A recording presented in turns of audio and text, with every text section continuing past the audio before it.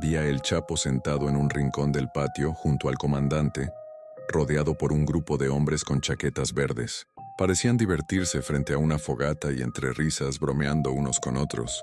Esa noche, Joaquín Guzmán lucía diferente. Llevaba una elegante chamarra oscura, camisa, pantalones levis y botas de vestir, sin olvidar su distintiva gorra negra. Se veía tranquilo. Tocaba su rostro repitiendo esa habitual manía. Aunque la música ya había comenzado, el baile aún no arrancaba. Traté de evitar cruzarme con él, pero las muchachas insistían en salir hasta las afueras del portal, así que salí con ellas. Me senté en uno de los pretiles de la casa para observar a la gente disfrutar de la noche. Eso es lo más común en mí, disfrutar, mirando sin participar. Me concentré tanto en disfrutar de las melodías de la música, que me adapté al ambiente. De pronto noté a alguien que me observaba fijamente. Era el Chapo, quien desde su silla clavó la mirada en mí causándome alteración nerviosa. Lo vi levantarse y caminar hacia mí. Mi corazón latía aceleradamente. «Oh Dios, viene hacia acá», pensé mientras trataba de buscar algo con que evitar su acercamiento. Justo en ese momento, un joven pasó junto a mí buscando compañía para bailar, así que tomé su mano y fui a la pista. Vi cómo el Chapo se desvió disimuladamente hacia otro lugar al darse cuenta de mi proceder. Claramente supo que no quería compartir la pista con él. Mientras se alejaba, se detuvo junto a un par de ancianos que disfrutaban de la música y unos tragos de mezcal. Los saludó afectuosamente y se sentó junto a ellos, sin dejar de observarme.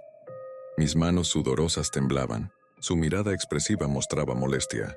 Aún así, intenté disfrutar del baile sin dejar de pensar en su cercanía. Bajé la mirada para no sentirme intimidada y poder disfrutar el resto de la noche. El Chapo se mostraba fuerte y calmado, pero también parecía guardar la esperanza de una oportunidad conmigo. Sin embargo, yo no quería darle ninguna señal equivocada. La noche apenas comenzaba, así que me dediqué a mantenerme en la pista de baile sin parar, que en realidad era el suelo de tierra del patio de aquella casa. Al llegar la madrugada, mis pies estaban cansados, adoloridos y llenos de ampollas, pero aún así continuaba bailando. El Chapo parecía tener más energía que muchos de los presentes, y seguía tan fresco como una lechuga. Los tragos de Buchanan's 18 que se empinaban parecían no afectar. Su rostro no mostraba ningún signo de cansancio. Ven a sentarte un rato, ¿no has parado?», dijo Lily acercándose a mí hacia el centro de la pista. «No te preocupes, estoy a gusto aquí bailando con este muchacho», respondí, sin explicar por qué no quería sentarme. «Deberías sentarte para bailar con otros, casi no hay muchachas. No bailes siempre con el mismo, si no van a pensar mal. Todos quieren bailar, déjalos», dijo Lily. Claramente entendí su mensaje. Hice caso omiso y continué disfrutando de la noche, deseando que el baile terminara pronto. Finalmente el Chapo se cansó de esperar. Lo vi tomar un trago tras otro de su botella Buchanan's 18. Se notaba incómodo y ansioso, jalándose el bigote una y otra vez conteniendo su serenidad. Casi al amanecer, un grupo de jóvenes del rancho La Belleza llegó al baile. Este es un poblado vecino, de los alrededores del Carrizo. Vi cómo el Chapo observaba a una de las jóvenes de ese grupo y se levantó de su silla. Caminó hasta las recién llegadas y la invitó a bailar. Tomó su mano y juntos fueron al centro de la pista. Entretenido con la muchacha, finalmente se olvidó de mí y todo era más tranquilo para mí. Así pude disfrutar más del baile y la música sin preocupaciones y hasta pude descansar un poco sentándome en una silla. Minutos después regresé al centro del baile y noté a El Chapo visiblemente ebrio, bailando de manera inusual con aquella joven. A unos pasos de él un par de hombres seguían sus movimientos cuidando que no perdiera el equilibrio. En su estado de embriaguez, El Chapo intentaba acercarse a mí en la pista y clavó su mirada como si quisiera decirme algo. Su comportamiento me incomodó tanto que ya no pude concentrarme. A pesar de eso, intenté disimular mi incomodidad. Esa noche él estaba siendo demasiado evidente en su intento de llamar mi atención, así que decidí retirarme de la pista y su mirada. Pero al verme desocupada, intentó dejar a su compañera y envió a uno de sus hombres a donde yo estaba. Este me pidió que lo acompañara a la pista, donde pretendía intercambiarme por la joven con la que el tío bailaba. Al darme cuenta de su intención, rechacé la invitación. «Gracias, pero ya no puedo seguir bailando, es muy tarde», dije al enviado de Guzmán, quien era uno de sus cuidadores esa noche. Mi actitud molestó a el hombre y a El Chapo, pues no estaban acostumbrados a que se les dijera que no, lo que para muchos fue considerado un atrevimiento grosero de mi parte. Le pedí a las muchachas que nos retiráramos a descansar, pero ellas se negaron. Finalmente decidí regresar sola a la covacha. «Espera, si te vas el baile se va a terminar», dijo Lily. Le manifesté que ya no quería estar ahí, por lo que cambió de opinión y decidió que nos fuéramos todas juntas a casa. Poco después de irnos, la música se detuvo, tal como había predicho ella, y así el baile llegó a su fin. Eran casi las 7 am cuando nos levantamos, aún desveladas para comenzar el día. Aquella mañana los comentarios sobre lo ocurrido no se hicieron esperar. El Chapo se retiró poco después de que nos habíamos ido de la fiesta, por lo que se esperaba que durmiera el resto del día. Mi motivo en ese lugar era laboral. Pensar en nuevos amores o pretendientes no estaba en mis planes. No me importaba en lo más mínimo entablar relaciones de ningún tipo, ni en quién pudiera estar interesado en cortejarme. Tampoco si se tratara de él, aunque fuera un influyente adinerado. Para mí, esas cosas no tenían relevancia en dichos años. Había sido criada con principios y valores distintos y veía las cosas desde una perspectiva diferente. Era una mujer acostumbrada a conseguir lo que tenía por mis propios méritos. Tal vez vivía en una especie de ignorancia, pero sigo estando satisfecha con mi forma de ser y de pensar. Ya nada fue igual desde la noche de aquel baile. Muchos hablaban despectivamente sobre el desplante que le había hecho a aquel hombre, y para muchos de los habitantes eso era una ofensa a su líder. Lo defendían con fervor. Todo parecía volcarse en mi contra y encontrar una salida se volvía cada vez más complicado para mi regreso a casa. Los rumores de aquel incidente incluso llegaron hasta la cocina de la cima de la sierra, donde habitaba el propio Guzmán Loera. Cuando tomé la decisión de alejarme de lo que en el pasado me había hecho daño, nunca imaginé que me encontraría con situaciones y personas mucho más extrañas y complejas. Sin saberlo, había ingresado a un mundo que nada tenía que ver con el mío, un terreno minado y sumamente peligroso en el que debía cuidar muy bien mis pasos y mis palabras. Aquella mañana el tío seguía descansando en lo profundo de su cabaña, mientras a la covacha llegaba el comandante acompañado de Medusa. Se sentó en la mesa junto a nosotras y comenzó a conversar y bromear un poco con las muchachas, con quienes ya existía cierta confianza. Durante la conversación, el viejito sacó a relucir problemas que habían surgido semanas antes de mi llegada, situaciones que se relacionaban directamente conmigo y mi hermano. Dijo que Nito había tenido problemas y había sido golpeado por los hombres uniformados que cuidaban a Guzmán. Sus comentarios comenzaban a preocuparme, y parecía que nadie quería hablar más del tema ni dar más detalles. Tal vez por la imprudencia del comandante. Ahora entiendo por qué me regañó por venir aquí, pensé. Él casi no se aparecía por la covacha, y yo no tenía idea de a dónde había ido. Disfruté de la tranquilidad mientras duró en aquel lugar apartado de la civilización, y pude haberme sentido protegida si no fuera por el acoso que se estaba manifestando. La visita del viejito tenía otro motivo. Aquella tarde no tenía nada que ver conmigo, sino con sus obligaciones. De su mochila sacó algunos fajos de billetes y comenzó a colocarlos sobre la mesa en pequeños montones. Tras contar y acomodar cada uno de ellos, extendió un pequeño fajo a cada una de las muchachas. Era el pago semanal correspondiente a sus trabajos en la cocina. Don Juan, algo que no esperaba, me ofreció un fajo de billetes. Sin embargo, rechacé el gesto, tratando de explicar que no era necesario pagar los favores y que solo estaba haciendo lo que me correspondía por la hospitalidad que me estaban dando. A pesar de mi negativa, el comandante insistió. «Usted trabajó esta semana igual que ellas y lo justo es que gane por su trabajo», dijo el viejito tratando de convencerme para aceptar la compensación.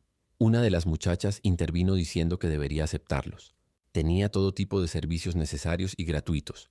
Eran parte de la amabilidad y las atenciones, y estaba agradecida. Viera qué poca gente ha rechazado la ayuda. No me había tocado en mucho tiempo escuchar a alguien que dijera eso. «Usted vale oro, reinita», dijo el comandante, elogiando mi forma de pensar. Luego me pidió que aceptara los billetes como un regalo de su parte, insistiendo en que los tomara como un humilde obsequio. Yo no estaba acostumbrada a recibir regalos de alto valor ni a que me resolvieran la vida. Ese gesto me sorprendió y me apenó muchísimo, era como una ofensa para mí. Aún así, acepté los billetes con la condición de no recibir más este tipo de obsequios, ya que mi educación venía de la gratitud. «Gracias, reinita. Le prometo que no volverá a pasar. Pero mientras esté aquí y trabaje como ellas, va a ganar porque aquí nadie trabaja gratis. Ellas reciben su pago puntualito, tómelo como horas extras de trabajo igual que las demás. El trabajo no se regala. Hagamos un trato, mientras esté aquí y no se haya ido, trabaje para mí y yo le pagaré», me pidió don Juan, tratando de darme un lugar como a los demás a pocos días de conocerme. Sin embargo, ahora entendía menos que antes el dilema y quedé en pensar en su proposición. Todo dependería de los días que permaneciera en el mismo lugar. Gracias a las dificultades de regresar a casa, los días transcurrían en el carrizo, y a pesar de los obstáculos yo buscaba la forma de irme. Ya había llegado la segunda semana cuando escuché que Güero 90 había viajado fuera del rancho sin sacarme de aquel lugar, lo que definitivamente hacía que las cosas me gustaran menos cada vez más. Durante ese episodio había gente que aseguraba que el Chapo solo era un ganadero que ayudaba a su gente, pero yo no me convencía de eso. El ganado no se asomaba por ninguna parte. Tampoco había alimentos para su mantenimiento. Nunca vi que llegara a la pequeña casa nada de eso, a donde era el lugar principal para recibir la carga proveniente de Cozalá y Culiacán. Había alimentos de todo tipo, químicos y materiales para la siembra, pero nada relacionado con la actividad ganadera. A ese punto ya imaginaba que el Chapo era un delincuente. Pero la pregunta seguía: ¿de qué o de quién se trataba realmente? Eso era algo que me faltaba por investigar. Desde que vi al Chapo por primera vez, nunca apareció solo. Siempre estaba acompañado por el comandante, quien también era un personaje que se paseaba de arriba a abajo con la bolsa llena de billetes. Ingenuamente, por un momento llegué a pensar que eran parte de un batallón del ejército militar, incluso por su apodo como el general. Muchos así lo conocen. Desde la noche del baile, el Chapo había dejado de visitar la covacha. Eso era parte de su enojo, pero fue bueno para mí. Estaba avergonzada y no quería cruzarme con él. Entre más pasaban los días, más miedo me causaba amanecer entre su gente. Días más tarde, se esparció el rumor de aquel recado que el tío me había enviado días atrás con Medusa. A raíz de ese inconveniente en el rancho, surgieron algunas enamoradas de Guzmán, casi brincando a la yugular y marcando territorio. No más esto me faltaba, pensaba para sí misma. La diferencia entre ellas y yo fue que, personalmente, el Chapo no me interesaba. Eso pareció atraer aún más su atención. Tal vez para él y para muchos era difícil creer que un hombre de su nivel no estuviera entre mis gustos y que no lo aceptara. A El Carrizo había llegado su ahijado, Alex Cifuentes, un colombiano y socio del Chapo a quien todos se referían a él como Panchito. Se instaló en los altos de las montañas junto a Guzmán y su sobrino El Mun. Lo conocí días después de su llegada cuando, acompañado del comandante, visitaba la covacha. Era joven, amable y muy simpático, y se distinguía entre todos por su peculiar acento colombiano. Se adaptaba a la convivencia de cualquier ambiente, especialmente a las bromas de Joaquín y el comandante. Por aquellos días, Nito había dado señales de vida y llegó a la covacha casi al oscurecer. Me emocioné tanto de verlo como nunca pensé que lo haría. «Oh, qué bueno que llegas. No me he podido ir, llévame al pueblo», le pedí entre lágrimas mientras me maldecía por haber ido a aquel lugar. «Pensé que ya te habías ido tú», dijo con el rostro desfigurado y un tanto enfadado de que siguiera allí entre esa gente. «No puedo llevarte, tengo mucho trabajo. Vengo por los tambores de diésel para las máquinas y tengo que regresar luego. Voy para arriba y muy lejos, no sé cuándo regreso», me explicó. Regresar estaba siendo más complicado de lo planeado. Traté de explicarle las dificultades que se habían presentado, y también le conté sobre mi breve conversación con el comandante, exigiendo que me explicara qué había sucedido. «Ya sabes entonces lo que va a pasar si salgo del trabajo sin permiso para llevarte. Aquella vez me golpearon por tu culpa», dijo, y no comprendía por qué me culpaba de eso. Así que le pedí que me explicara más. «Tú no entiendes nada. A ti te trajeron por caprichos del viejo. La otra vez del accidente, él me mandó por ti. Se enojaron él y el comandante porque llegué solo. Me golpearon y me castigaron. Me dieron de tomar agua con suavitel mientras me pegaban. De tallo mientras me explicaba los problemas en aquel lugar. Fue entonces cuando sentí un escalofrío recorrerme el cuerpo.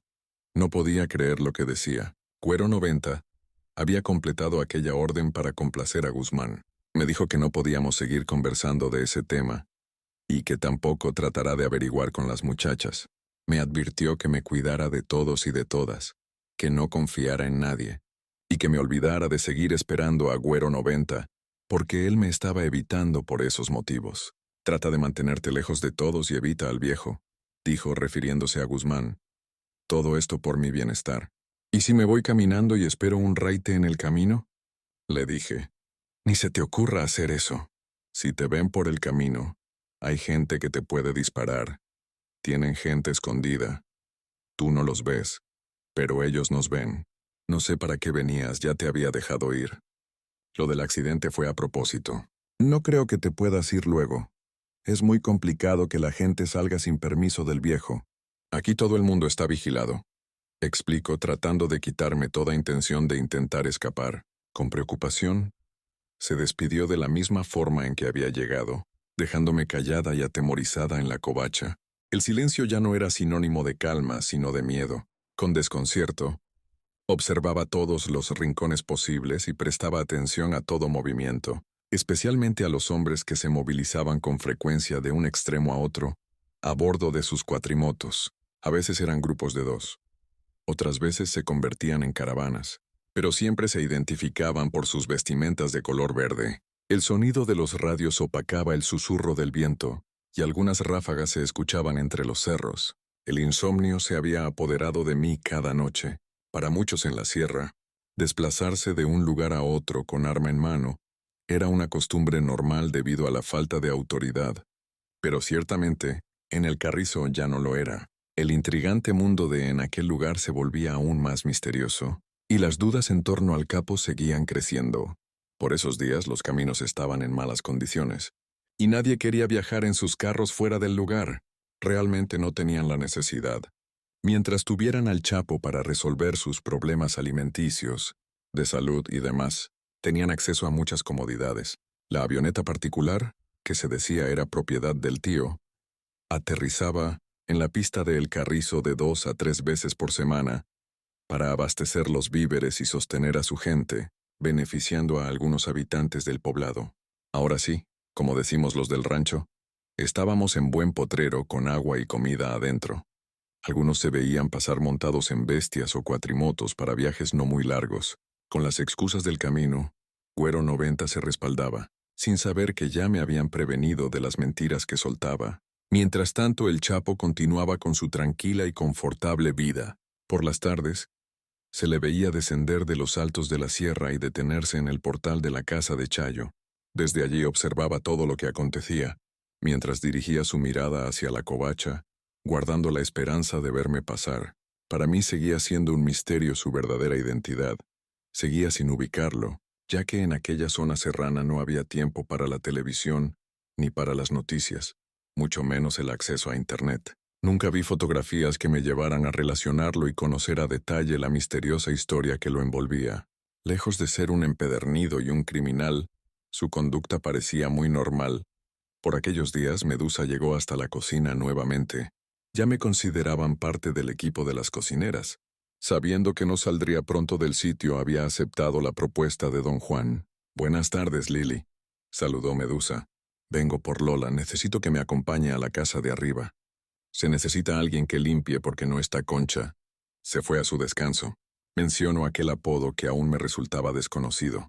Concha era una cocinera de las más antiguas al servicio de Joaquín y amiga de su esposa Griselda, según datos. Lola obedeció sin dudar.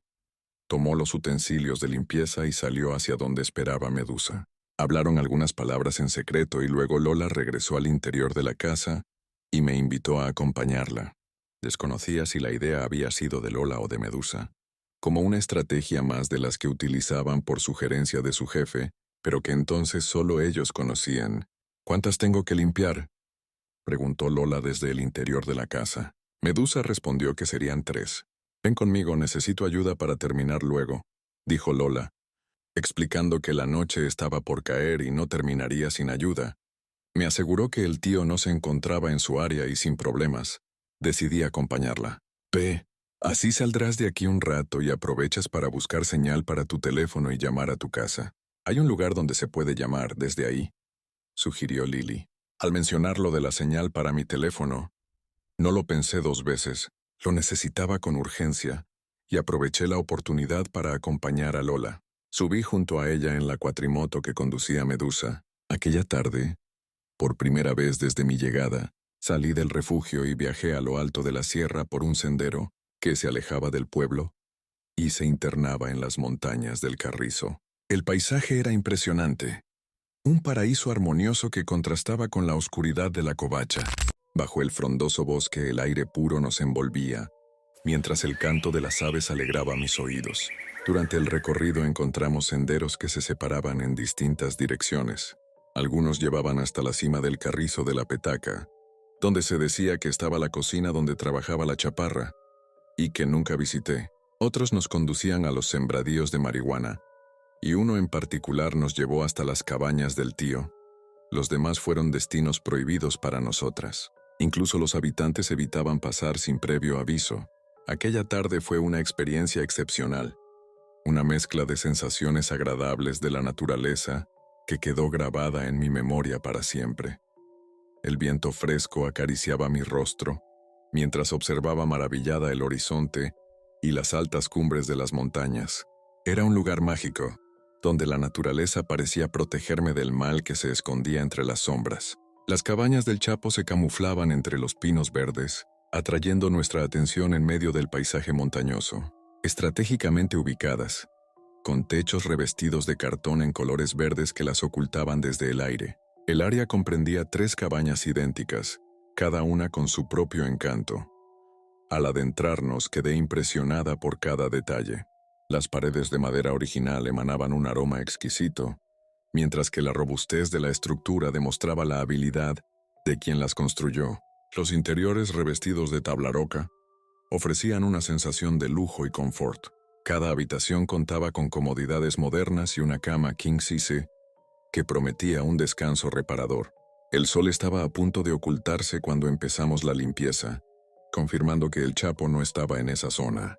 La tranquilidad de su residencia temporal nos envolvió mientras trabajábamos, dejándome un respiro limpio en medio de la incertidumbre que reinaba en aquel lugar. Aquella tarde, como otras más, Lola se encargaría de limpiar la casa del comandante, Panchito, y la cocina, dejándome la cabaña del tío. ¿Y si viene ese señor?, pregunté a Lola al encomendar dicha tarea, preocupada por la posibilidad de encontrarme con él a solas. «Ay, no te va a hacer nada, apúrate», dijo ella en un tono molesto. Sin esperar más, me apresuré al interior con los utensilios de limpieza. El tío parecía ser un hombre muy ordenado, así que no me llevaría demasiado tiempo limpiar la casa. Entre el poco desorden que encontré, estaba la cama y un montón de revistas en una mesa junto a ella. Comencé a ordenarlas una por una cuidadosamente. Algunas revistas se llevaron mi atención. Entre esas, un catálogo de modelos diferentes me atrajo y comencé a hojearlo casualmente. En él se apreciaban algunas celebridades de la televisión, a quienes reservo sus nombres por respeto y educación. De pronto, del interior del catálogo, cayeron un par de hojas sueltas en colores blanco y negro, simples copias en las que se dejaba ver claramente imágenes de mi rostro. Las imágenes habían sido fotocopiadas de mi antigua red social de Facebook. En una de ellas sostenía a mi hijo en brazos, mientras en otras me mostraba sonriente. Encontrarlas fue muy impactante, especialmente después de la conversación que había tenido anteriormente con Nito. «¿Qué es esto?», murmuré para mí misma. De repente el sonido de una cuatrimoto me sacó de mi asombro, provocando la alteración de mis latidos y volviendo mis manos torpes para acomodar las hojas de papel. Estaba con los nervios de punta y, de inmediato, volví todo a su sitio, simulando no haber visto nada. Al salir hasta el portal, pude escuchar a Medusa hablando por radio con el tío. «Ya casi terminan, tío», lo escuché decirle. Me daba prisa por terminar antes de que apareciera por allí. El sonido de una cuatrimoto se aproximaba cada vez más, así que salí rápidamente de la casa. El Chapo ya se había estacionado a unos metros del portal, y mi corazón empezó a latir más rápido del susto. Sin pensarlo, caminé apresuradamente cuesta abajo buscando a Lola, hasta la casa del comandante y de Panchito. «¿Terminaste?», me preguntó Lola al verme llegar, mientras intentaba disimularle mi nerviosismo. «¿Por qué estás pálida?», preguntó Lola. «Por nada, ya terminé arriba. Vámonos, ya llegó el señor ese», dije. Desde luego no le contaría sobre lo que había encontrado entre las revistas del tío, recordando las advertencias de no confiar en nadie. «Ya casi termino, pero vámonos a hablar por teléfono». «Acompáñame», dijo Lola, y le mentí diciendo que la señal no agarraba. Aún así, ella insistió en intentar con su celular y llamar a su familia. La señal de teléfono solo llegaba hasta una de las partes cercanas a la cabaña del tío, por su tecnología de Internet que utilizaba gracias a su equipo de técnicos en comunicación. Así que caminamos hasta allí. Cuando regresamos, el Chapo ya se había ido de nuevo. Lola se estaba tardando un poco mientras intentaba contactar a su familia, quienes viven en la Sierra de Canelas, Durango. Minutos más tarde pidió a Medusa llevarnos de regreso a la covacha. Espérense, tengo que esperar al tío. Le tengo que entregar algo, dijo Medusa, así que forzosamente me encontraría con su jefe. A lo lejos se escuchó el sonido de su cuatrimoto, y pronto una nube de polvo lo envolvió mientras conducía cuesta arriba por el camino de terracería. Con su temperamento sereno, llegó hasta el patio de su casa, viajaba solo. Se estacionó y bajó de su cuatrimoto. Lo vi hablar con Medusa en voz baja, luego caminó hacia nosotras. Hola, hola. ¿Cómo les va? Dijo el Chapo. Nos recibió con una sonrisa de alegría al encontrarnos frente a frente, afuera del portal de su cabaña, empolvado por el camino que había recorrido. Saludó con entusiasmo y se mostró interesado en nuestro trabajo. Mientras inspeccionaba las habitaciones, pude sentir su obsesión por el orden y la limpieza, así como su sensibilidad hacia los aromas. Las felicito, dejaron todo muy limpio, dijo Guzmán. Al elogiar la limpieza, preguntó por el aroma que habíamos utilizado, revelando así uno de sus gustos personales. Aunque mi respuesta fue simple, señalando el uso de cloro y pinol, él sugirió amablemente que para la próxima vez usáramos Fabuloso, expresando su preferencia por ese aroma. A pesar de su cortesía, no pude evitar sentir cierta desconfianza recordando las imágenes que había visto en su habitación. Sin embargo, él parecía haber olvidado que las conservaba y me instaba a quedarme, ofreciéndome cuidado y tranquilidad en aquel lugar. Agradecí su ofrecimiento y preferí mantenerme distante y regresar a la covacha con el resto del grupo. La tarde siguiente, de nuevo decidimos dirigirnos hacia el lugar en busca de señal móvil cerca de la casa de Guzmán, para intentar contactar a nuestras familias. Las muchachas tenían el permiso para subir al lugar, así por uno de los hombres del rancho. En busca de la recepción telefónica, nos movimos hacia El Parejo a bordo de una cuatrimoto, en busca de la mejor señal telefónica. A pesar de varios intentos, no lográbamos establecer comunicación. Medusa se unió a nosotras y, tras conversar con las muchachas, les facilitó su teléfono satelital que siempre funcionaba. Después de la llamada, mencionó que el tío estaba ocupado revisando los cultivos. Por fin encontré una de las respuestas que buscaba. Antes que ganadero era un agricultor de la hierba mala. Una duda se había dispersado de las muchas que tenía. Casi media hora después regresó el Chapo. La falta de comunicación telefónica me tenía estresada y ansiosa, especialmente por no saber de mi familia, y más aún de mi hijo. Lili y Lola estaban tardando demasiado con sus familias, lo que me impedía realizar una llamada a casa. Más tarde Guzmán salió de su casa y se acercó hacia nosotras. Fue amable e intentó iniciar una conversación.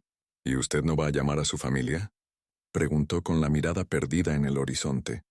Le expliqué que no teníamos recepción, y enseguida extendió su mano ofreciéndome su móvil personal. ¿Sabe el número de su casa? Tenga, le presto el mío. Con confianza, dijo, y sin dudarlo tomé su teléfono. No podía perder la oportunidad de saber de los míos, sin conocer cuándo se presentaría otra oportunidad como aquella. Al dármelo en mis manos, el tío se retiró a su cabaña, dejándome mi propio espacio. Tómese el tiempo que necesite, dijo antes de desaparecer. Aquello marcó el inicio de los encuentros en aquel lugar. Esa tarde, no le entregué el móvil directamente a sus manos, sino que se lo dejé a Medusa, para luego retirarme con las muchachas. El Chapo parecía más relajado y, según Medusa, se quedó dormido. En casa la salud de mi hijo estaba empeorando, así que me quedé preocupada después de esa llamada. Con la ausencia de doña Concha, su cocinera personal, subíamos al menos 2 veces por semana hasta la casa de Guzmán para ayudar con la limpieza. Por lo general el aseo se realizaba por la tarde, ya que el tío se levantaba después del mediodía y, según los comentarios, desayunaba antes de partir a sus recorridos. Esa tarde, el tío llegó antes de lo usual, encontrándome sola en su casa. A pesar de su saludo, preferí concentrarme en mi tarea y evitar su presencia. Medusa ya se había ido. Nos dejó solas. Para evitar a Joaquín, salí sin importarme el estado del aseo. Noté al tío siguiéndome a donde me movía. Su aproximación era incómoda. ¿Por qué me evita?, preguntó cuando se dio cuenta de mi actitud. Me quedé sin palabras y simplemente me alejé, sintiéndome acosada en cada paso que daba. Finalmente, sostuve una conversación con él. Me senté en una silla en el portal, mientras él se mantenía de pie frente a mí, expresando sus sentimientos de una manera confusa. Siempre me ha parecido hermosa desde que la vi por primera vez. Me confesó. Sentí como la temperatura de mi cuerpo descendía. Mis manos se enfriaban y mi corazón latía desbocado. Intenté mantener la compostura mientras él continuaba hablando, pero su afecto no era correspondido. Intentó abrazarme y lo rechacé inmediatamente. No puedo corresponderle, le dije un tanto desconcertada. A pesar de mi rechazo, él intentó ser comprensivo y sugirió que pudiéramos comenzar por ser amigos. Sin embargo, su actitud seguía siendo inapropiada. Ese mismo día me invitó a ver televisión juntos en su recámara personal, lo cual me pareció fuera de lugar. Rechacé su propuesta y decidí buscar a mi compañera. Aunque él intentaba ser amable, se notaba molesto por mi rechazo. Con cautela, me confesó sobre las fotografías que tenía de mí en su recámara, y yo fingí no saber de su existencia. Sé de usted desde hace tiempo. Ya había mirado fotografías suyas. Me confesó el Chapo aquella tarde. Mis recuerdos me llevaron de regreso a mi pasado en los ranchos de Remedios, donde había trabajado como estilista y manicurista. La curiosidad del Chapo había sido despertada por Güero 90, quien le había mencionado mi nombre y mi relación terminada con mi expareja. Con todas estas confesiones, todo empezaba a cobrar sentido, pero también me preocupaba aún más permanecer en el lugar. Un ataque de pánico me incomodaba, y sin pensarlo fui hacia Medusa, para pedirle que me llevara de vuelta a la covacha. Los nervios me traicionaban, haciéndome sentir como si todos estuvieran en mi contra y quisieran dañarme. Sin mirar atrás me alejé rápidamente, olvidando incluso a Lola. Corría como un animal desbocado, decidida a volver a la covacha. Mientras tanto, el Chapo seguía con su rutina sin preocuparse, visitando de vez en cuando el portal de Chayo y la covacha. El traslado por carretera seguía bloqueado para los habitantes del Carrizo, supuestamente por órdenes de los allegados a Guzmán. Solo algunas personas autorizadas por su círculo podían salir, y lo hacían en cuatrimotos o camionetas 4x4. Durante semanas de marzo de 2010, la actividad aérea aumentó significativamente en el rancho. El ruido de las avionetas provenientes de Culiacán era constante, aterrizando 1 o 2 veces al día. La pista estaba controlada por la gente de Joaquín. Algunos hombres de su confianza autorizaban y supervisaban los vuelos. En el Carrizo, nadie podía entrar o salir sin una justificación válida. La pista estaba al final del poblado, junto a un aula escolar donde los niños recibían educación básica. La escuela fue restaurada y equipada por el Chapo, según testigos de la población, lo que lo hacía un benefactor ante todos. Sin embargo, el misterio sobre su vida privada persistía y desconocía su nivel en las altas esferas del narcotráfico. No pasó mucho tiempo antes de que descubriera aspectos de su mundo y su personalidad.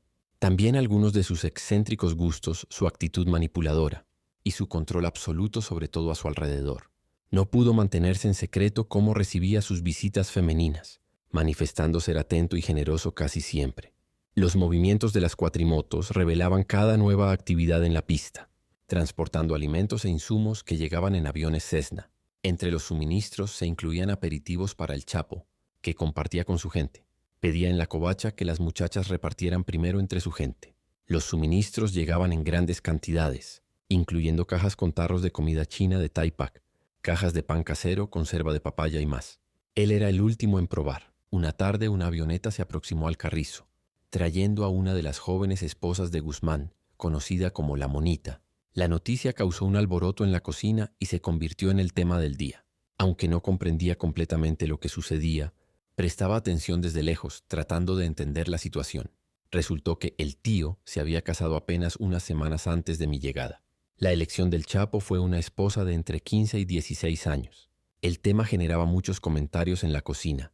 Se rumoreaba que la ceremonia de matrimonio fue una celebración íntima, con la presencia de los más cercanos a la pareja, incluyendo a la madre de la novia, los padrinos de honor y algunos allegados al tío. Según testigos, la Monita había lucido un vestido de novia impecable, blanco como la nieve. La ceremonia se llevó a cabo bajo la palapa de la cocina, en lo alto de la montaña. Fue dirigida por un falso sacerdote. Después de la ceremonia, hubo un pequeño baile nupcial para presentar oficialmente a la pareja. Sin embargo, para algunos, estos eventos fueron considerados insignificantes y humillantes para la novia y su familia. Al finalizar la noche, el Chapo y la Monita se retiraron para consumar su matrimonio. Aunque no presencié estos eventos, Mis fuentes en el Carrizo confirmaron lo ocurrido la noche del 14 de febrero de ese año, un día en que se celebra el amor y la amistad. La joven, conocida como La Monita, era hija de una de las cocineras de Guzmán y se sumó a mi lista de nombres en la cocina. Su madre, doña Chala, una mujer humilde, quien aún permanecía en servicio después de la boda de su hija, había sido reubicada fuera del Carrizo, a pesar de entregar la inocencia de su adolescente a El Chapo. Para ella, el parentesco no le resultó beneficioso, no mejoró su situación económica. Continuó siendo una empleada más del grupo de cocineras. La Monita, con el tiempo, se unió a la lista de mujeres decepcionadas y engañadas por las promesas vacías del tío. La boda fue similar a tantas otras realizadas durante su recorrido por la sierra y otros lugares que visitaba. Vestirse de blanco con velo y corona era el sueño de muchas jovencitas en la sierra y algo que Guzmán tal vez disfrutaba, hacer al igual que realizar actos inciertos. Doña Chala, madre de la muchacha, fue reubicada en el rancho Los Sauces a pocos días de la boda de su hija con el Chapo. Se rumoreaba que, en Los Sauces, el tío tenía grandes lotes con sembradíos de mari y parte de su gente trabajaba en dicha zona. Allí, doña Chala debía cocinar para ellos junto a otras empleadas del equipo de cocina, como la apodada Morena, otra de sus cocineras, que conocí tiempo después. Joaquín Guzmán envió a La Monita a vivir en la capital de Culiacán apenas unos días después de su matrimonio, supuestamente para que ella retomara sus estudios como un acto de buen esposo, aunque en realidad era para tener total libertad para continuar con sus otras visitas con mujeres y coleccionar nuevas conquistas. Mientras tanto, su madre continuó trabajando en los altos de la sierra al servicio de su yerno, el Chapo, un par de meses más. No pasó mucho tiempo desde esa visita hasta que conocí a doña Chala, madre de La Monita y suegra del Chapo. Me costó decidir si debía mencionarles esta parte de la historia, pero sentí que era importante hacerlo para comprender mejor la situación. Lo hago con el debido respeto que ambas señoras merecen, y espero que la vida de La Monita haya mejorado desde aquellos episodios. Todo esto sucedía antes de que entre Joaquín y yo se diera una relación, desde luego. Finalmente, la tan esperada visita para el Chapo llegó aquella tarde. El avión aterrizó en la pista del Carrizo de la Petaca, y el revuelo comenzó al escucharse al aproximarse la avioneta para aterrizar. Los hombres de verde que se encontraban esa tarde en la covacha se dirigieron hacia la pista. Así el anfitrión se dirigió por su joven esposa. Yo estaba impactada con la historia y el cinismo de aquel hombre con el que, a pesar de tener una relación reciente, había intentado tener un acercamiento conmigo. Con el paso del tiempo, fui descubriendo más sobre aquel personaje. Había prohibido a las personas más cercanas en la covacha hablar de temas como ese, pretendiendo mantener ocultas sus relaciones ante mí. Este fue uno de los motivos por los que las muchachas no comentaban la vida de Guzmán en mi presencia. Durante mi tiempo en el rancho, conocí a nuevas personas durante una visita a la casa de la Chaparra.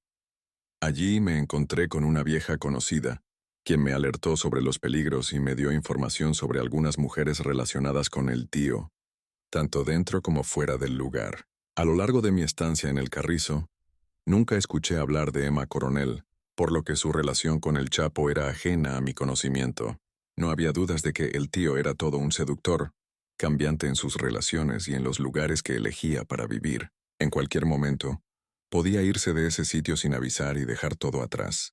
Tenía algunas conquistas dentro de la misma comunidad del Carrizo, llevando también a sus mujeres y amantes de diferentes estados y pueblos.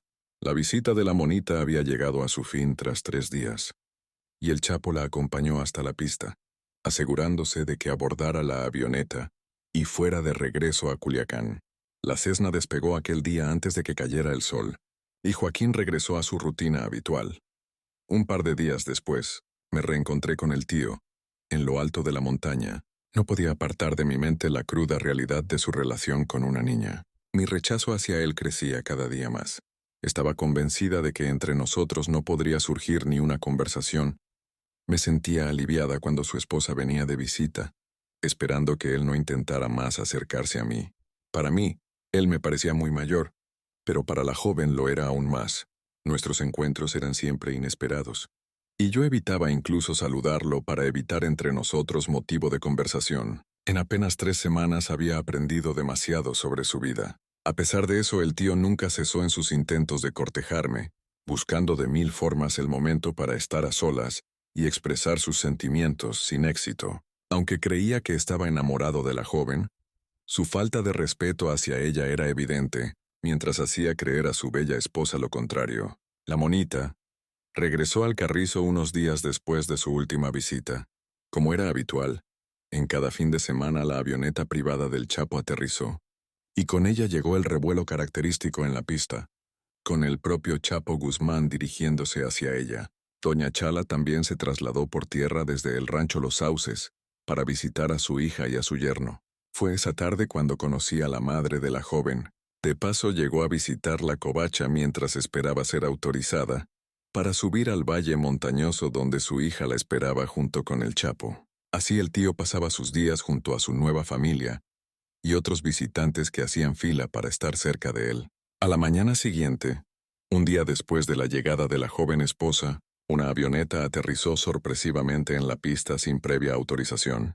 Los hombres que resguardaban el sitio estaban preocupados, sin saber quién había autorizado la llegada de esa Cessna que se aproximaba. Por el radio, escuché al tío presionando el botón desde su radio para averiguar qué estaba ocurriendo. La gente de Guzmán estaba preparada, lista para actuar ante lo que esperaban. Al aterrizar la Cessna, se dieron cuenta de quién abordaba el vuelo. Era Griselda López Pérez, la segunda esposa oficial de El Chapo, la única con poder entonces sobre el imperio de su marido, y con quien el Chapo había procreado 4 hijos. Los empleados de Guzmán no tuvieron más opción que obedecer las órdenes de la tía. Como todos la conocían en la organización, incluso el tío no pudo negarse a recibirla ese día. Su llegada causó un caos tremendo, con todo el mundo corriendo de un lado a otro. Mientras algunos intentaban alertar a su jefe sobre la visita de su segunda esposa, otros ayudaban a trasladar a la tía hasta su cabaña, al lado de su esposo. Lo que Joaquín y la monita no sabían era que la señora Griselda estaba allí, motivo por el que tomó la avioneta y voló hasta el Carrizo para comprobar por sí misma lo que ya sabía. Griselda, o la tía, como muchos la llaman, era querida y respetada por muchos, sobre todo por los empleados del tío. Por lo tanto, era imposible que no se enterara de lo ocurrido y de todo lo que su marido hacía a sus espaldas. Además, el miedo que imponía era evidente. La vi pasar rumbo a la sierra montañosa, escoltada a bordo de la camioneta del tío, seguida por una caravana de cuatrimotos que transportaban algunas de las compras que había realizado antes de viajar al Triángulo Dorado. Entre sus exuberantes compras había elegido cobijas, almohadas y sábanas para las camas donde su marido y la joven habían compartido algunas noches. Quienes conocían a Griselda desde hacía tiempo la describen con gustos exóticos. Todo parecía indicar que la monita y el Chapo habían abusado de la confianza de Griselda. Los comentarios y lo que sucedió en la montaña fue un caos terrible, sobre todo para la joven y su madre, que lo pasaron muy mal con tan inesperada visita. Todos nos manteníamos en gran silencio en la covacha. Aunque yo no conocía bien lo que pasaba en ese momento, poco a poco fui uniendo aquellas historias que despertaban pena, tristeza, rabia y otros sentimientos, sin saber hacia dónde canalizarlos. Casi nadie pudo dormir tranquilo esa noche. Griselda estaba allí para marcar su territorio, exigiendo su lugar y haciendo respetar su autoridad. Sin revelar lo que ya sabía, Griselda convivió inteligentemente con el Chapo, como solía hacerlo, haciéndole creer que no estaba al tanto de la situación. Se dice que a la mañana siguiente pidió que la llevaran a la cocina de Doña Chala y la Chaparra, donde se encontró con la monita. También se comentó que al llegar, la señora saludó como de costumbre. La joven y ella se encontraron frente a frente, y Griselda les recriminó su traición. Antes de viajar al Carrizo, la tía había enviado a uno de sus hombres a casa de Doña Chala. Allí encontraron fotografías que demostraban la traición de ambos. Con las pruebas en mano, la tía desenmascaró al Chapo. A la joven y a su madre les hizo saber que estaba enterada de la desfachatez de su marido y su protegida. Con rabia, Griselda rompió algunas de las fotografías encontradas durante el allanamiento y lanzó al suelo perfumes de marcas reconocidas que supuestamente había regalado a la joven y su madre por cariño. A partir de lo que pude discernir, Griselda había tenido un afecto especial por Doña Chala y su hija, a quienes había estado apoyando con estudios y asistencia económica, junto con los hermanos menores de la muchacha. Sin embargo, Les reprochó los gastos de cirugías y tratamientos médicos anteriores que ella había cubierto a doña Chala, y con razón, se sintió traicionada por la falta de gratitud de ambas. Tanto que las apoyé a ti y a tu madre. Y así me pagaron el cariño que les di, dijo Griselda según los murmullos. El estallido de los vidrios contra el suelo hirió a la joven mientras permanecían en silencio, sumidas en la vergüenza que envolvía el lugar tras la llegada de Griselda y los rumores sobre lo sucedido. Los acontecimientos pusieron patas arriba el rancho, y yo solo podía escuchar los comentarios que volaban de boca en boca. Ante la furia de la tía, pude empatizar con su indignación. No es fácil enfrentarse a desengaños con la pareja. Recientemente me había pasado, la familia o las personas en las que hemos depositado nuestra confianza casi siempre resultan falsas. Valdría la pena seguir entregándolo todo por aquellos que no lo merecen y persistir en la misma situación. La joven se retiró tras las humillaciones sufridas, mientras que la esposa, cargada de decepciones acumuladas, voló de regreso a Culiacán una semana después, con el alma más desgarrada que nunca, y el Chapo quedó solo por aquellos días. Después de esos vergonzosos episodios se acercaban los días de Semana Santa. El Chapo planeaba pasar momentos agradables junto a su gente y disfrutar de la frescura de los vientos de abril. Así, la gente podría dejar atrás los malos momentos, el trabajo y el cansancio de las madrugadas cotidianas. Los planes incluían visitar el Río de Remedios y descansar bajo los árboles de la Sierra de Durango. Mientras tanto, yo me resignaba a pasar esas fechas lejos de mi familia, con la posibilidad de regresar al pueblo y no volver al Carrizo. Estaba cansada de esperar y de las excusas. Ese viaje representaba una única oportunidad para mí. El comandante, fiel a su costumbre, seguía visitando la covacha, aunque fuera sin la compañía de Joaquín. El tiempo transcurrido en el pueblo, anclado entre las montañas, no cedía, y las emociones intensas continuaban desbordándose. La necesidad nos impulsa a veces a realizar acciones que no deberíamos, y así me vi obligada a regresar en busca de señal móvil en compañía de las muchachas hasta la montaña donde habitaba el Chapo. Allí me encontré nuevamente con él aquella tarde. Al verme se acercó y me preguntó por qué había huido de él la última vez que estuvimos solos en aquel lugar. No había nada más que hablar, le afirmé, tratando de evitar una conversación con quien para mí seguía siendo un desconocido. Me sorprendió tras mencionar cosas extrañas de mi vida privada, y entre ellas a mi hijo. Sé que tienes un morrito chiquito y sé que lo echas de menos, ¿verdad?, preguntó Guzmán en su habitual tono intimidante. ¿Cómo sabe usted de él? Recuerdo que le pregunté, aún más desconcertada. La piel se me erizó al darme cuenta de que nunca había compartido detalles sobre mi vida privada con él. Había olvidado que toda esa información la conocía muy bien Güero 90. Yo siempre investigo, corazón, lo que me interesa. ¿A poco no te gustaría verlo?, me preguntó nuevamente. Por eso me tengo que ir, respondí. Yo no tenía más razones de vida más que él, la luz de mis ojos en aquellos años. El Chapo no dijo más. Simplemente me miró con una sonrisa habitual en su rostro. Las pocas palabras que intercambiamos ese día bastaron para que él tomara acciones a su manera, tras su firme intento de conquistarme y de verse bien ante mis ojos. Contemplaba el atardecer desde la mesa del portal de la covacha. El sol estaba a punto de ocultarse detrás de las montañas mientras disfrutaba de una breve charla con las muchachas. De repente, el estruendoso sonido de una cuatrimoto se escuchó descender por las altas cuestas que llevan al Carrizo de la Petaca. El zumbido resonó entre los cerros, disminuyendo a medida que se perdía entre los tramos que recorría. Finalmente la cuatrimoto llegó a la covacha y se estacionó a unos metros de la entrada del portal. De ella descendió Güero 90 y los rayos del sol, que estaban a punto de perderse, golpearon mi rostro, impidiéndome ver con claridad el bulto que sostenía en sus brazos. ¿Qué trae este 90?, preguntó una de las muchachas, también confundida por el resplandor del sol. El hombre caminó hasta la entrada y enseguida nos dimos cuenta de que en sus brazos sostenía a un niño pequeño. Nos pareció extraño, por lo que de golpe nos pusimos de pie. Al llamarme, caminé hasta él. Efectivamente, Güero 90 sostenía en brazos a aquel pequeño, que resultó ser mi hijo, Rubencito. El niño llevaba puesta un pijama mameluco azul marino con estampados, que reconocí al instante. Mi corazón dio un vuelco y corrí a su encuentro, arrebatándole de los brazos de Güero 90. El niño lucía desmejorado.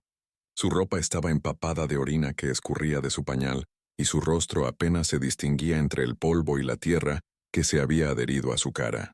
Las muchachas pronto trajeron trapos para envolverlo y calentarlo, ya que estaba frío. No podía creer que lo tuviera en mis brazos. Tras pasar la emoción, el miedo comenzó a invadirme. Mi mente se llenó de pensamientos incontrolables relacionados con el Chapo. Esto es obra de él, pensé. Las condiciones en las que el niño había sido transportado durante largas horas desde Cozalá hasta el Carrizo eran inhumanas. ¿Por qué lo trajiste así? ¿Quién te mandó? Pregunté a Güero 90 después de recuperarme del desconcierto y las emociones. A mí me mandaron por él nomás y ahí está. Respondió sonriendo como si disfrutara del momento. ¿Sabes que el niño está enfermo y lo expusiste al mal clima? Pregunté molesta, pero él se mostraba sin escrúpulos, satisfecho de lo que había hecho para complacer los deseos de su jefe, y sonreía mientras discutíamos. Yo solo cumplo órdenes, afirmó. Su respuesta me dejó sin palabras. Reencontrarme con mi hijo en aquel lugar había sido algo inesperado, pero también me alivió el corazón. Su condición de salud no era buena, y desde ese momento, estábamos sin posibilidad de viajar fuera del rancho del Carrizo. Intenté hacer entrar en razón a Güero 90, explicándole las condiciones del niño y pidiéndole que lo llevara de regreso a Cozalá. Ya avisé que está aquí, ya no puedo, dijo, saliendo de la casa sin más explicaciones y me dejó con las palabras en la boca. No te vayas, ven acá, le grité. El desespero me estaba ganando, y sabía que mi hijo enfermaría más tarde, al notar su fatigada respiración. La rabia e impotencia eran parte de mis sentimientos. Las cosas estaban fuera de control. Rubencito había llegado solo con lo que tenía puesto aquella tarde, sin fórmula, sin ropa extra ni medicamentos que usaba a diario para su vital subsistencia. Me preocupaba mi mamá y me preguntaba cómo había sido capaz de soltarlo sin que yo la llamara y autorizara tal cosa. Entré al interior de la covacha, con el niño envuelto en una de las cobijas que teníamos a la mano. Temiendo que el clima comenzara a afectarlo, calenté agua en la hornilla de leña y lo bañé para abrigarlo. Luego nos dirigimos al cuarto dentro de la casa de campaña donde yo solía dormir. Mientras me ocupaba del niño, escuché el sonido de una cuatrimoto que se estacionaba afuera de la covacha. A bordo había llegado el tío, acompañado del comandante, quienes no habían aparecido por aquel lugar en mucho tiempo. Lo miré desde la entrada del cuarto mientras arrullaba al niño. «Hola, Noikagawai, hola». ¿Le gustó su sorpresa, Mosura?, preguntó con alegría y orgullo en sus ojos por lo que había planeado. Cada una de sus expresiones quedó grabada en mi memoria, mientras yo aún luchaba contra las lágrimas y mantenía un silencio incierto, sin saber qué decirle. Con todos mis sentimientos encontrados, me quedó claro su poder de influencia, capaz de mover el mundo con solo una palabra suya. Decidí mantener la calma y platicar con él. ¿Sabía usted que mi hijo sufre de bronquitis crónica?, le pregunté con voz quebrada, mostrándole mi preocupación. No se preocupe. Aquí tenemos de todo, corazón. Contamos con un buen médico, así que esté tranquila, dijo Joaquín mientras usaba palabras cariñosas. Con aparente tranquilidad, aunque parecía ignorar la gravedad del problema de salud del niño, más tarde se daría cuenta de los errores cometidos. Pero, escúcheme, su condición no es cualquier cosa, el niño aquí se puede morir. Ni siquiera trajo 90 su ropa ni sus medicamentos. ¿Dónde voy a conseguir todo eso en este momento?, reproché con tono alterado, mientras la desesperación de madre me invadía. No pude contener mis lágrimas y mi frustración. Al verme Joaquín en aquel estado de ansiedad, guardó silencio, observándome fijamente mientras yo bajaba la mirada. La mujer altanera y bravucona que solía ser desapareció en cuestión de segundos, rendida ante lo más maravilloso que tenía, un hijo por el cual pelear las batallas. El Chapo se dio la vuelta sin decir nada y salió del cuarto, dirigiéndose al portal desde donde llamó a Medusa. «Hey, chavalón, ven un momento», escuché que le gritó. «Dígame, tío», respondió el joven. «Entra al cuarto y pídele a la güera que te dé una lista de todas las cosas que necesita el niño y lo que ella necesite también. Hazlo ahora mismo y habla de inmediato para Culiacán y que compren todo eso. Asegúrate de conseguir lo indispensable para el niño en el abarrote. Ahora y checa si en las tiendas aquí tienen pañales y leche. Si no hay, aquí manda a un muchacho para remedios y que busquen eso», le ordenó Guzmán con precisión a Medusa y en forma de urgente. El rostro de Guzmán mostraba un semblante de arrepentimiento, pero el daño ya estaba hecho y no quería ceder a lo que él mismo podía remediar. Enviar de vuelta al niño a casa. El dispensario del Carrizo no tenía los medicamentos necesarios, ni equipos de emergencia. Las reacciones imperturbables de Guzmán me inquietaban más de lo que podía esperar. Era el creyente de su lema del no pasa nada, incluso en situaciones críticas como esa. Desde luego, aquellos días la mente más que nunca me hacía cuestionar cómo había llegado a ese lugar, alternando mis días entre risas y llanto. Sentía que estaba a punto de adentrarme en un viaje infernal, tal como me lo había anticipado mi familiar. El miedo, el insomnio y los nervios me consumían poco a poco. Me sentía sola, anhelando mi hogar y la seguridad para mi hijo. La gente con la que compartía ahora no era confiable, ni mucho menos eran mi familia, sino completos desconocidos que ocultaban lados muy oscuros, y aquellos actos eran las primeras muestras de ello. Todo lo que el comandante había advertido también días atrás resultaba ser cierto. El mayor tesoro que yo poseía lo había expuesto al peligro desde el momento en que accedí a viajar a ese rancho. A pesar de mis intentos por protegerlo, no había sido suficiente tratar de ser una buena madre.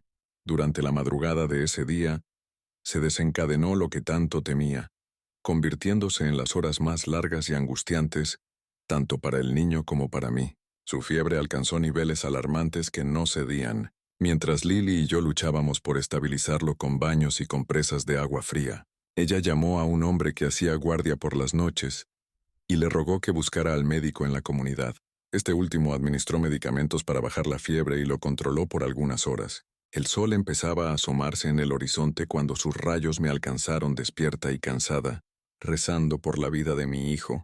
Mientras su pecho se hundía en su intento por respirar, tuve miedo de perderlo en ese lugar inhóspito.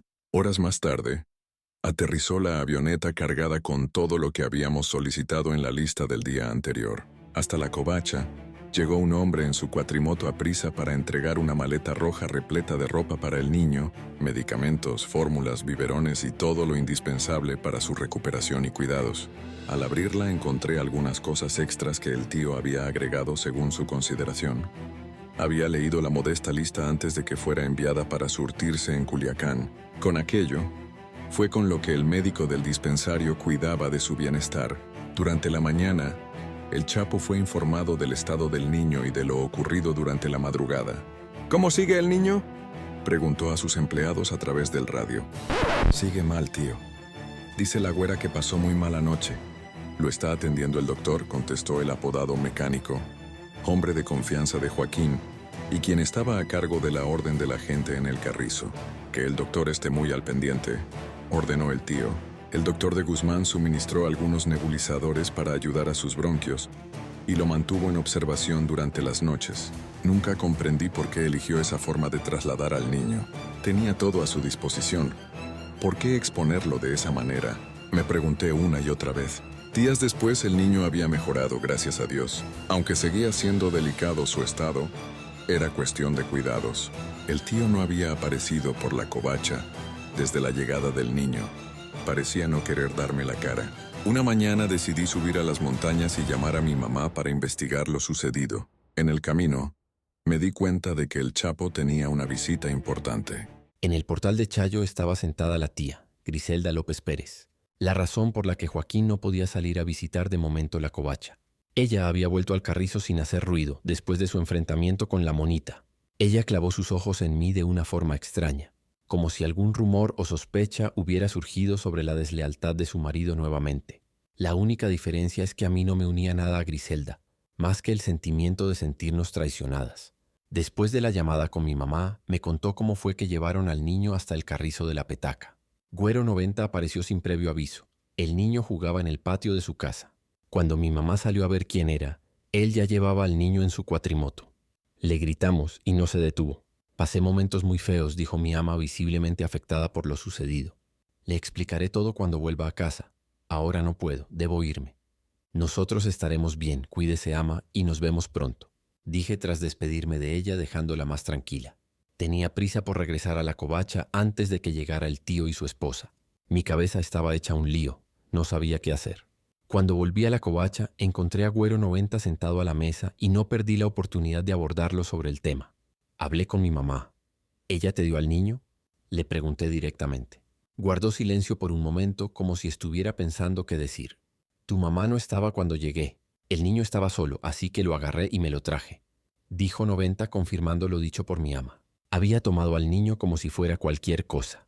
¿Cómo? ¿Eso significa que te robaste a mi hijo? Lo acusé.